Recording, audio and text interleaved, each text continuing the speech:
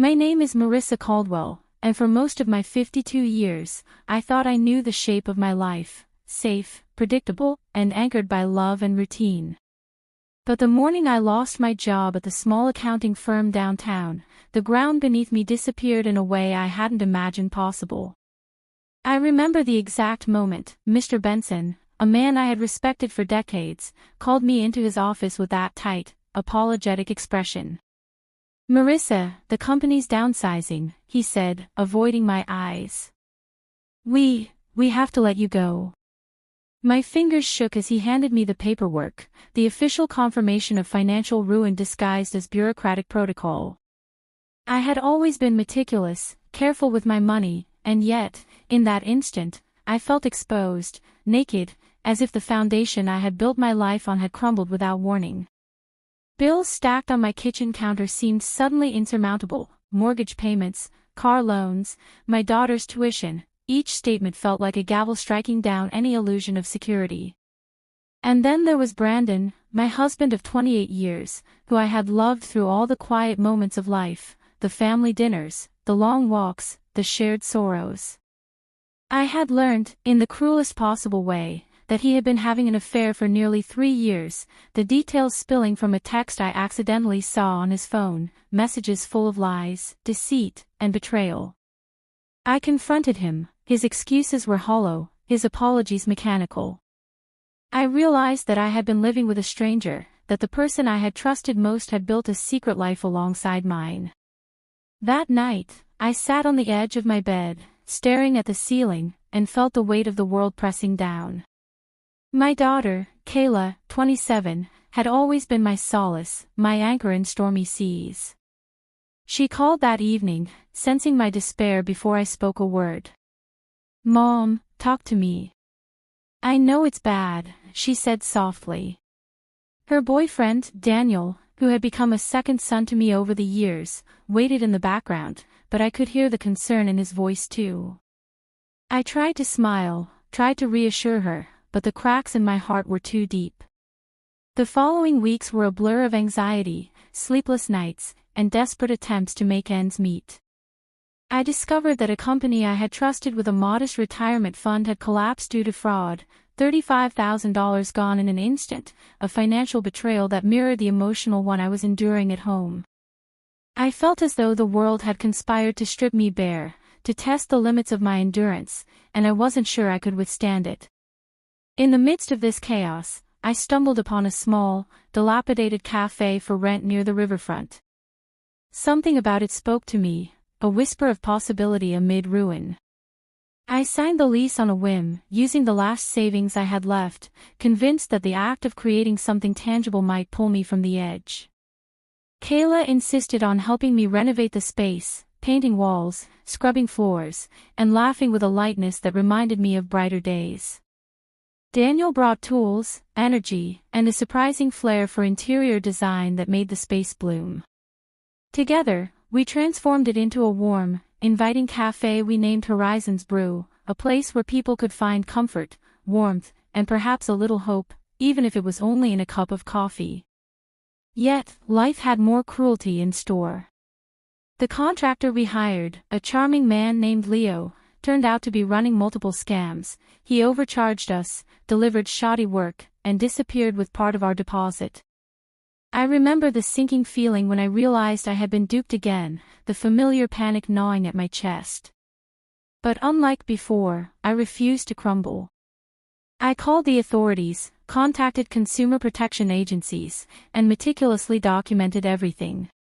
The process was grueling, and my savings dwindled further, but slowly, justice began to catch up with him, and I realized that even in betrayal, I had grown stronger, wiser, and more capable than I had ever imagined. Through all this, Kayla remained my constant support.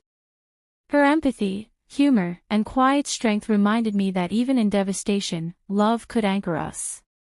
Daniel, too, proved steadfast, offering practical solutions, emotional support, and, sometimes, a much-needed joke when the weight of despair threatened to overwhelm me.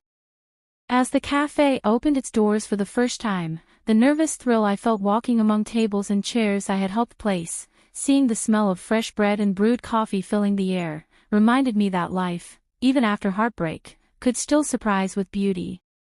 That first day, a woman approached me, introducing herself as a local journalist who wanted to feature our story, a tale of a woman who rebuilt after losing everything, a narrative of resilience that resonated far beyond the walls of Horizons Brew. Her presence, her words, and the small but growing community that gathered there became a balm for wounds I had thought permanent. And though the scars of betrayal, both emotional and financial, remained, I began to understand that survival was not merely existing, it was the courage to create, to nurture, and to find meaning in the aftermath of ruin. The months following the cafe's opening were a whirlwind of exhaustion, exhilaration, and unexpected lessons in resilience. Each morning, I would wake before sunrise, the sky still tinged with the pale blush of dawn, and brew coffee for the handful of early risers who had already become familiar faces. I learned the subtle art of reading people, noticing when someone needed conversation versus quiet, recognizing the customers who came in for comfort more than caffeine. Kayla and Daniel were indispensable, she managing the finances and orders with meticulous care, he running errands, repairing equipment, and even managing the small marketing campaign that drew locals to our little haven. But life, as if determined to test my newfound hope, delivered another blow.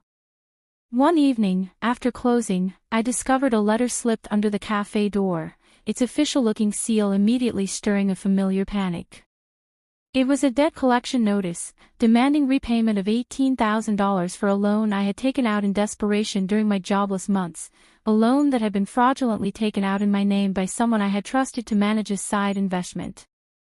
The handwriting, slick and professional, reminded me uncomfortably of Tom from my previous life, someone whose charm masked danger.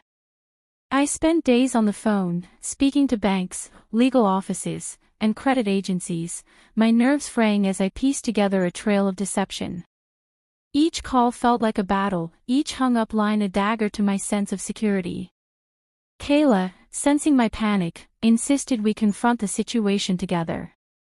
We dug through files, traced emails, and discovered that the scam had originated from a man posing as a financial consultant, who had vanished as soon as the fraud was detected. Daniel's steady presence helped me manage the practical aspects, while Kayla's empathy soothed the emotional turmoil, reminding me that I wasn't facing this alone. In the midst of this storm, Brandon tried to re-enter my life under the guise of regret. He sent messages pleading for forgiveness, claiming that his affair had ended and that he realized his mistakes. The words stirred a mixture of anger, sorrow, and disbelief in me.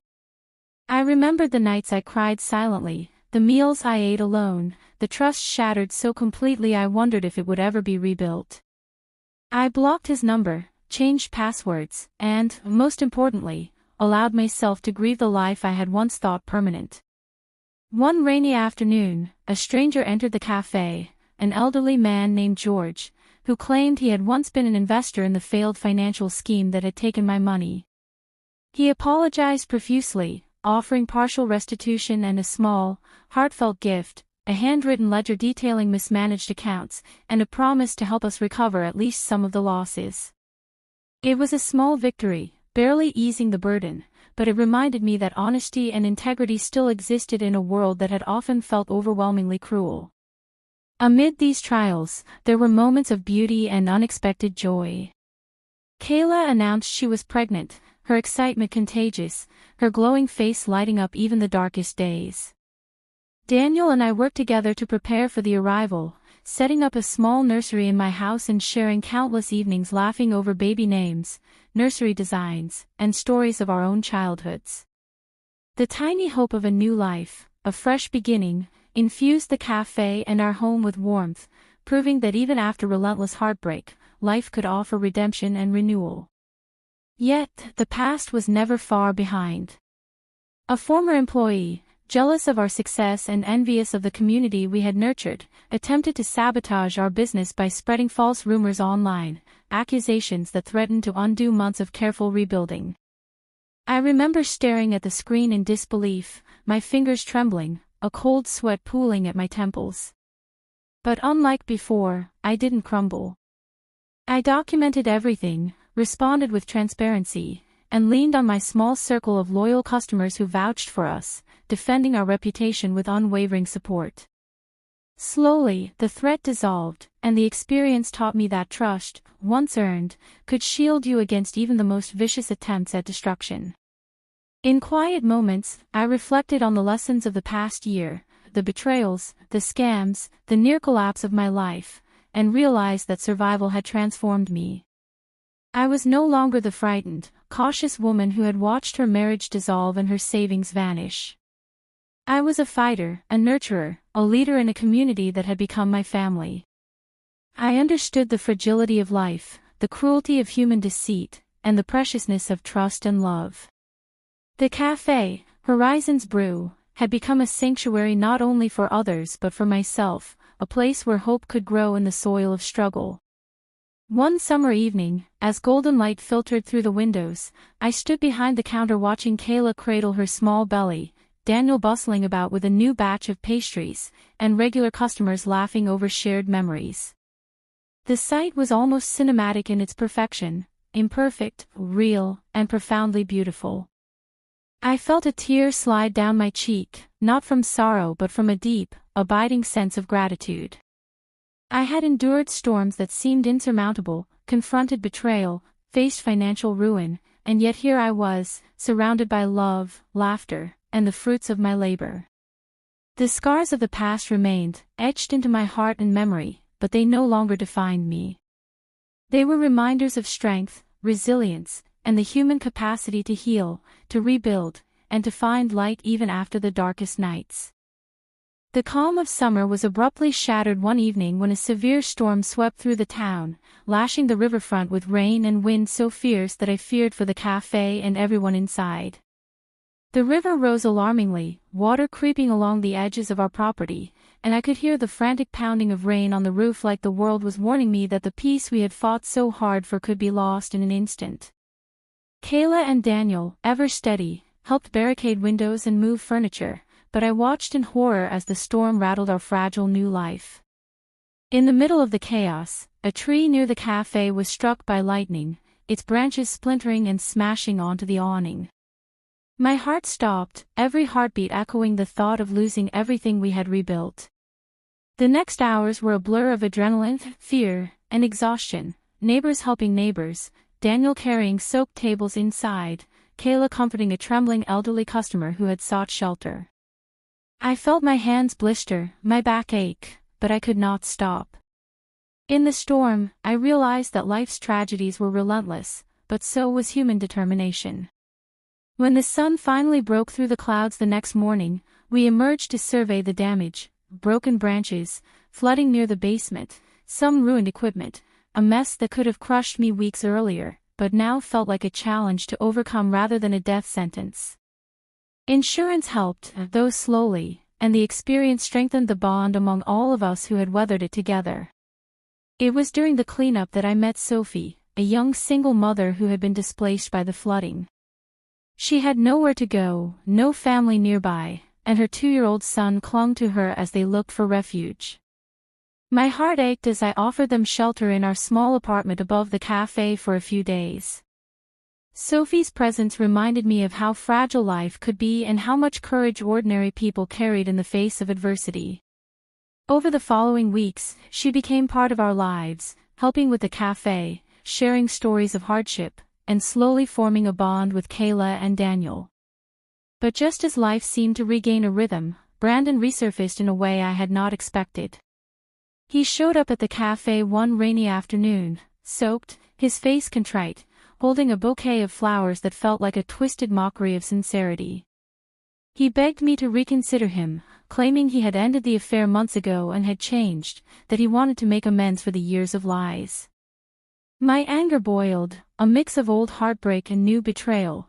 How could someone think I would forget what he had done, the nights I cried alone, the trust shattered beyond repair? I told him to leave, and when he refused, Daniel intervened, his voice calm but firm, demanding Brandon respect our space. That confrontation, tense and raw, left me drained but also empowered. I realized that standing up for myself, for the life I had rebuilt, was a form of victory, one that no apology could undermine. Around the same time, a local TV station reached out, wanting to do a segment on Horizon's brew and the story of resilience behind it.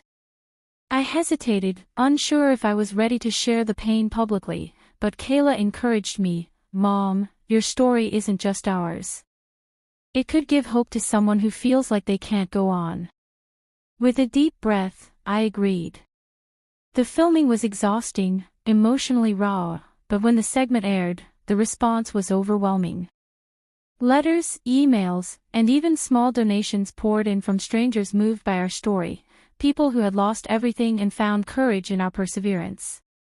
The cafe began attracting more customers, not just for coffee, but for the sense of community we had cultivated, a place where shared pain could transform into shared hope. And yet, just as I began to feel that life was settling into a rhythm of renewal, an unexpected medical scare struck Kayla.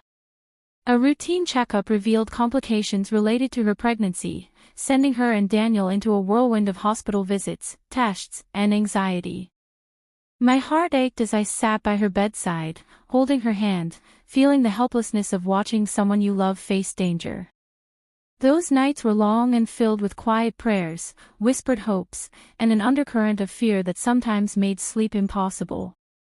But miraculously, with careful medical attention, love, and support, the risk subsided. Kayla's resilience and Daniel's unwavering presence inspired me, and when she finally held her healthy baby girl, Lily, for the first time, the tears I shed were not just for joy but for the incredible journey we had all survived together. That moment, watching my daughter cradle her newborn, seeing Daniel's protective smile, witnessing the life that had emerged from trials, crystallized a profound truth: love, community, and perseverance were the true wealth of our lives, far beyond money, possessions, or illusions of security. Through storms, scams, betrayal, and heartbreak, we had endured, rebuilt, and created something unbreakable. Horizon's Brew was no longer just a cafe, it was a testament to survival, resilience, and the human capacity to rise from devastation.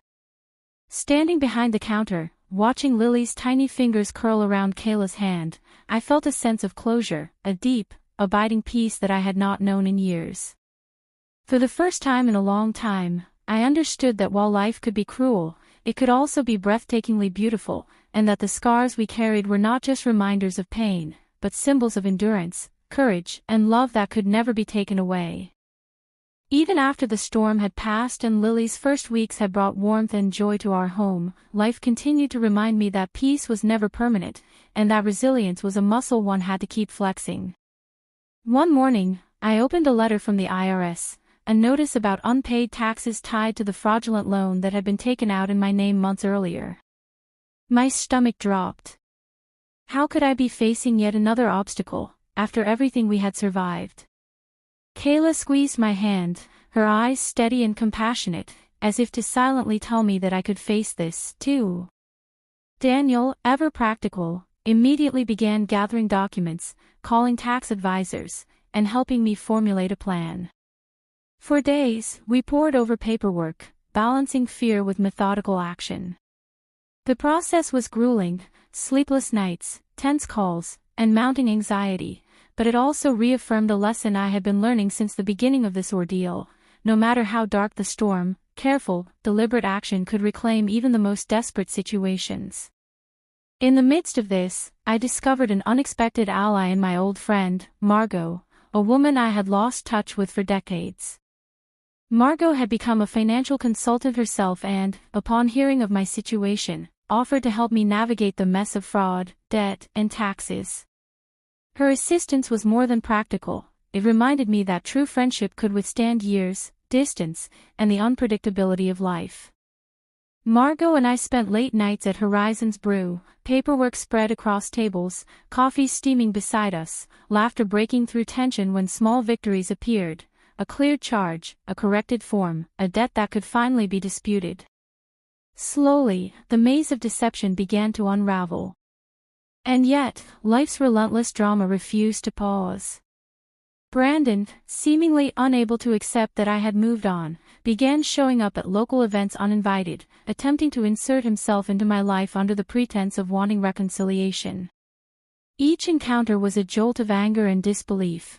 How could someone so selfish fail to understand that forgiveness does not erase betrayal? I learned to navigate these confrontations with a mixture of firmness and grace, never allowing fear or anger to dictate my responses, but instead relying on the steadfast support of Kayla and Daniel. The town itself became a quiet source of drama and solace. Gossip about our cafe, our story, and our family's resilience swirled among neighbors, yet it also drew more people to our doors. Some were skeptical, some curious, but many were seeking the kind of human connection we offered, a reminder that hardship could be overcome. Among these new faces was Liam, a talented musician recently relocated to our town, whose gentle humor and quiet kindness slowly became part of my daily life.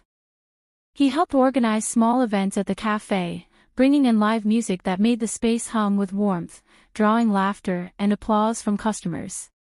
His presence reminded me that joy could appear unexpectedly, and that life, though unpredictable, often offered gifts when least expected.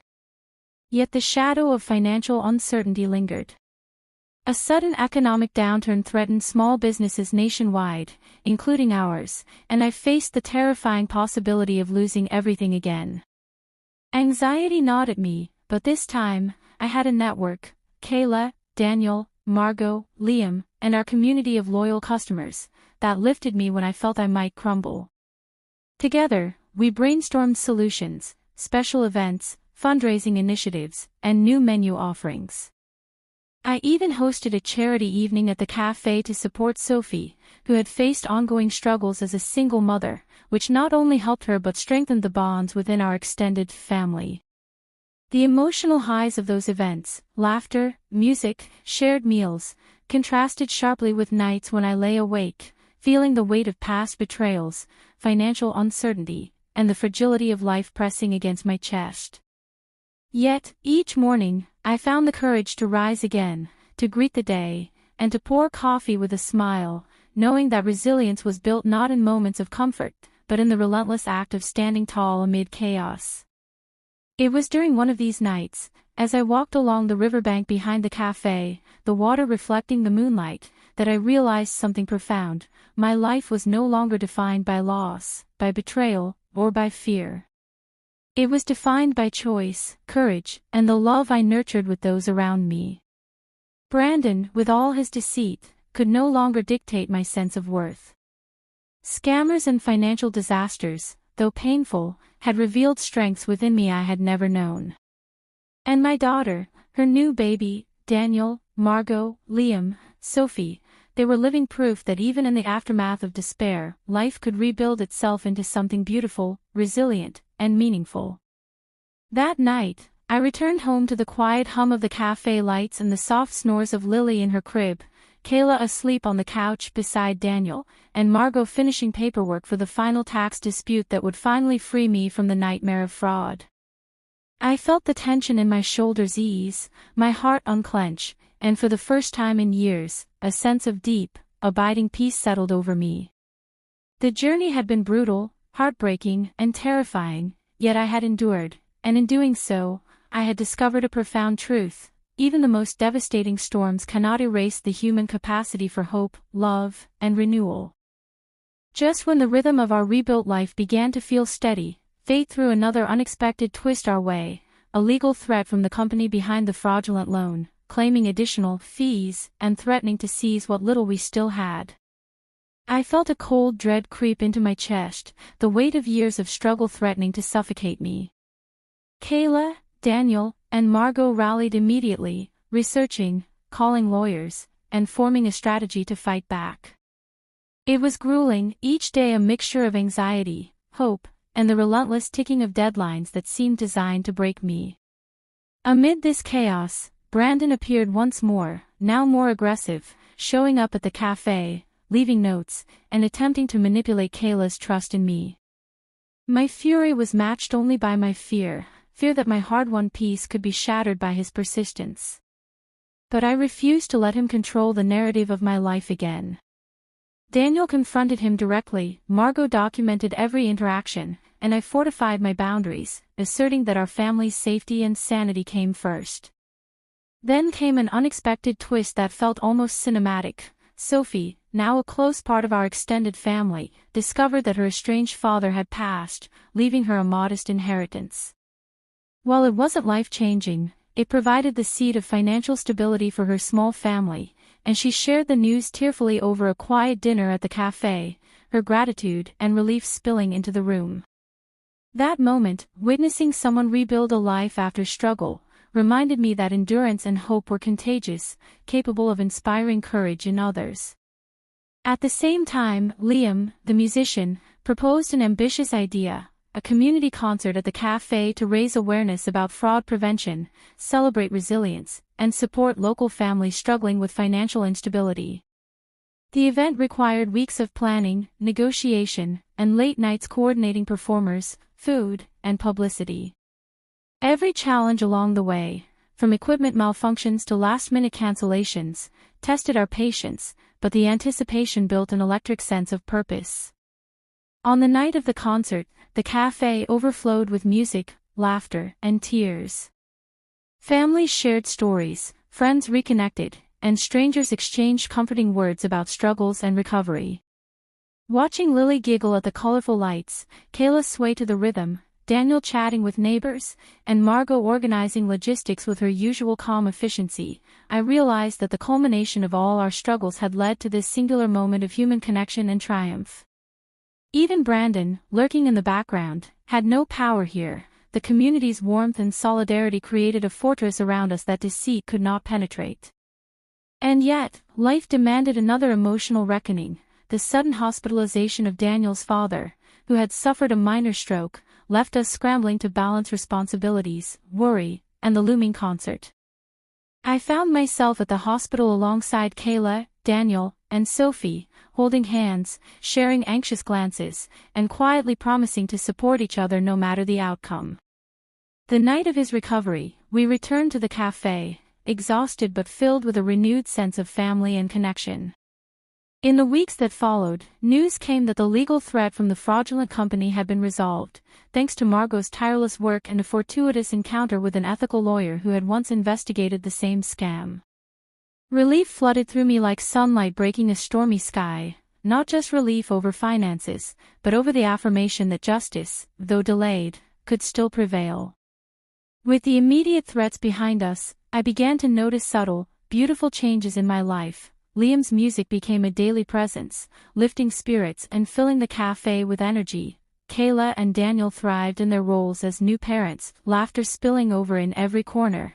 Sophie grew increasingly independent, her confidence a reflection of the support she had found with us. And even the small community of regulars evolved, bound together by shared struggles, celebrations, and moments of vulnerability that had transformed strangers into an extended family.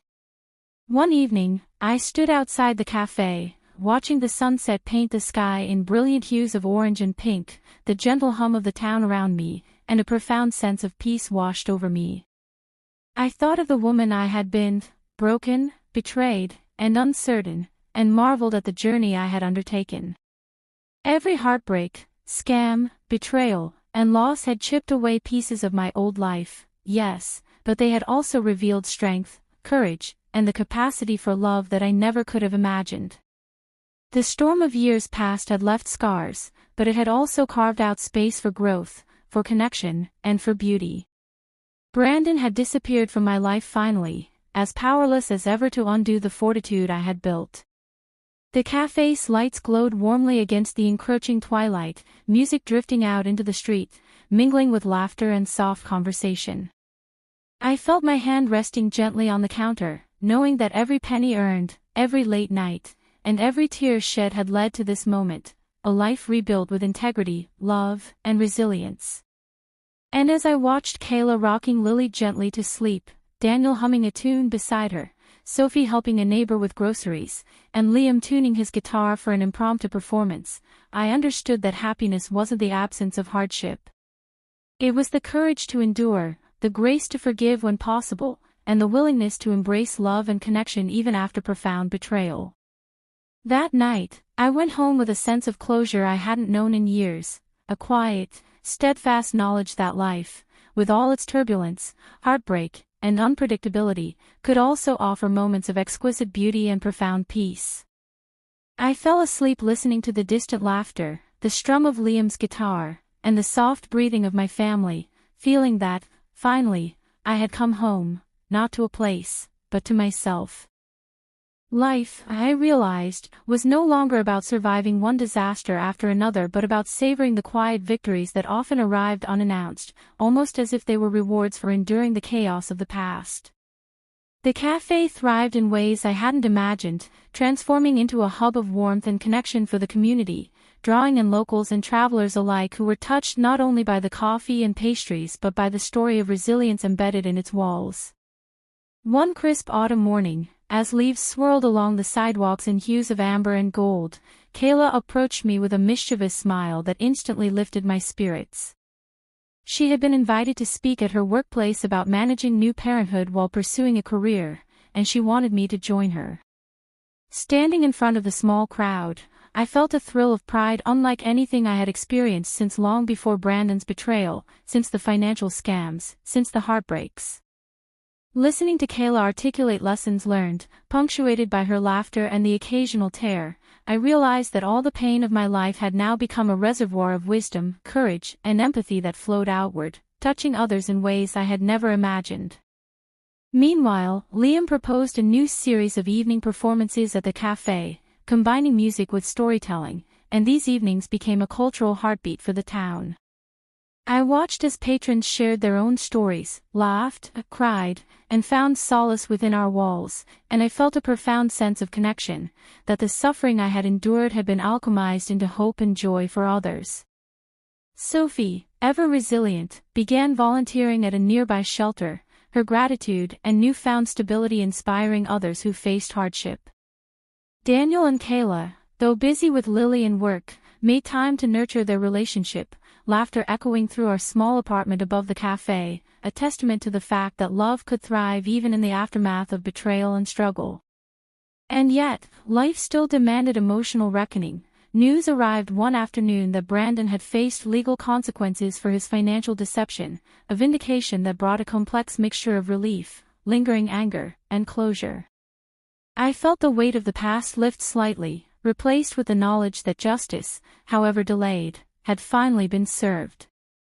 That evening, I gathered the family at the cafe, the amber glow of the lights reflecting in Lily's bright eyes, and shared the news. The laughter, hugs, and quiet tears of relief that followed reminded me that we were not only survivors but thrivers, capable of reclaiming our lives from the shadows of betrayal and misfortune.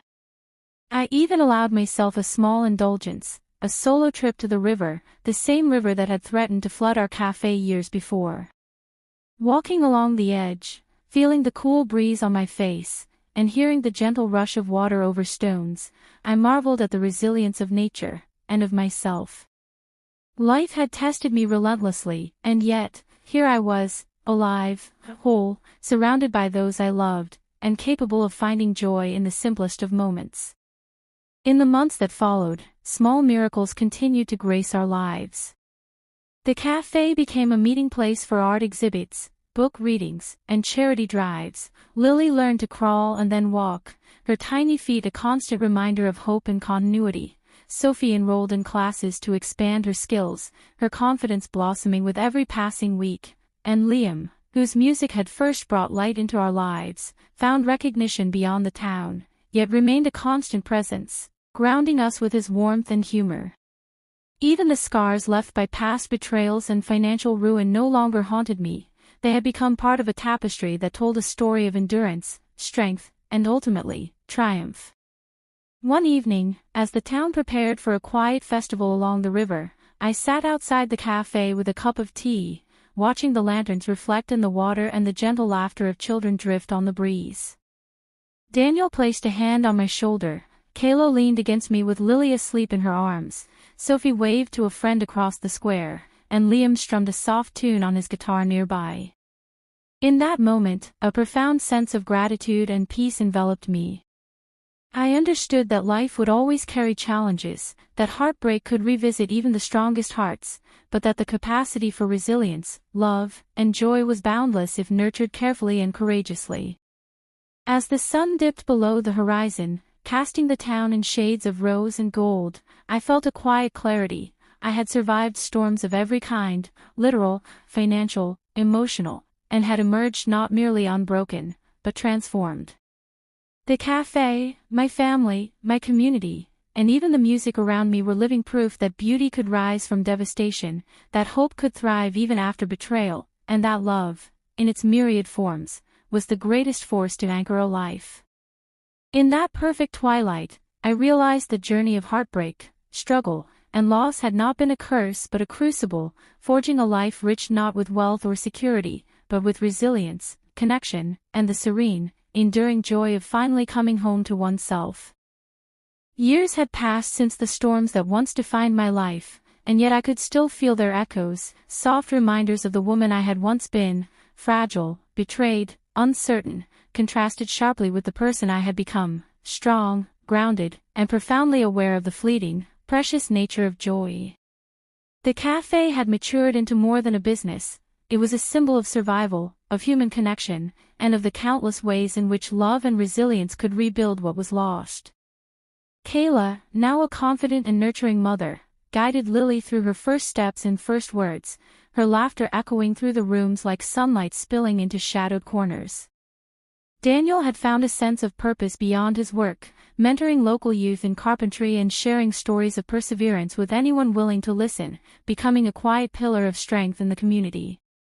Sophie had flourished, enrolling in courses that ignited her ambitions, even taking small trips to help other families facing financial hardship, her gratitude a radiant thread weaving through the lives of everyone around her.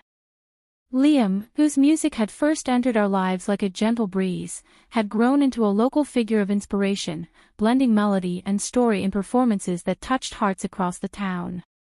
And me, I had learned to cherish every small victory, every cup of coffee served with a smile, every hug, every tear shared in empathy, and every quiet moment of reflection that reminded me I had endured far more than I had thought possible. On a warm summer evening, as the town celebrated its annual festival along the river, I walked slowly through the crowd, Kayla holding Lily's tiny hand, Daniel walking beside me, Sophie laughing with friends, and Liam tuning his guitar for a performance at the cafe stage. Lanterns floated above the river, casting golden reflections across the water, while children chased fireflies along the grassy banks. I paused for a moment, breathing in the mingling scents of fresh bread, blooming flowers, and warm earth, feeling an overwhelming gratitude for the journey that had brought me here. The memories of Brandon's betrayals, the financial scams, the job loss, and the nights of desperate uncertainty had not vanished. They were stitched into the fabric of my being, reminders of battles fought and strength reclaimed.